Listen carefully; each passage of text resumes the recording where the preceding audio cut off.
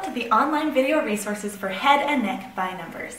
My name is Felicia Sigurd, and I am a dental hygienist and the author of Head and Neck by Numbers. I will also be your guide through the names, locations, and relationships outlined in the text. So let's start with how we use the text. It is very important that you do not write the names on the pictures. The whole point is that you're going to write the number that associates with the other page.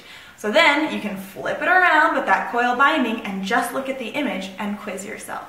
So we'll go through, if you're looking at figure 1, the way it would work is I would say number 1 is superior, and on the screen will flash the image of what you need to color.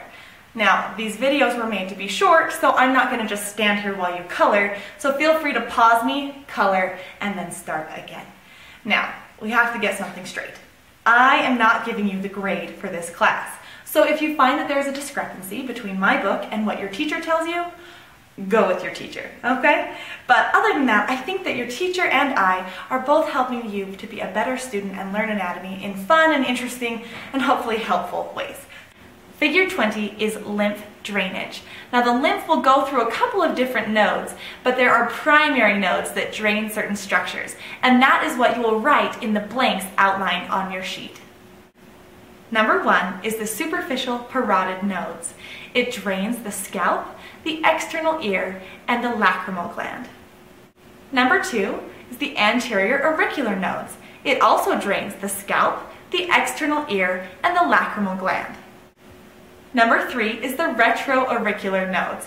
It's the last but not least that drains the scalp, the external ear, and the lacrimal gland. Number 4 is the occipital nodes, and it drains just the scalp. Number 5 is the sternocleidomastoid muscle.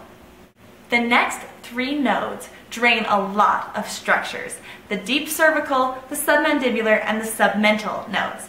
I'm going to teach you great mnemonics for the deep cervical and the submental nodes, and you can pretty much assume that everything else is taken care of by the submandibular nodes. Number 6 is the deep cervical nodes. Cervical references your neck. So for the deep cervical nodes, start deep in your neck, right here at the thyroid gland, move up to the base of the tongue, the hard palate, the soft palate, the third molars, and the tonsils. If you just make that movement, it makes a lot of sense. So let's do it one more time. The thyroid gland, the base of the tongue, the hard palate, the soft palate, the third molars, and the tonsils. Number 7 is the submandibular nodes. These nodes drain a lot of structures. As I said, if it's not covered by one of the other nodes, you can pretty much assume it's covered by the submandibular nodes. It drains the anterior hard palate, the cheek, body of the tongue, upper lip, mandibular posterior teeth, all of the maxillary teeth except the third molars, because the third molars are drained by the deep cervical nodes, the sublingual salivary gland, and the submandibular salivary gland.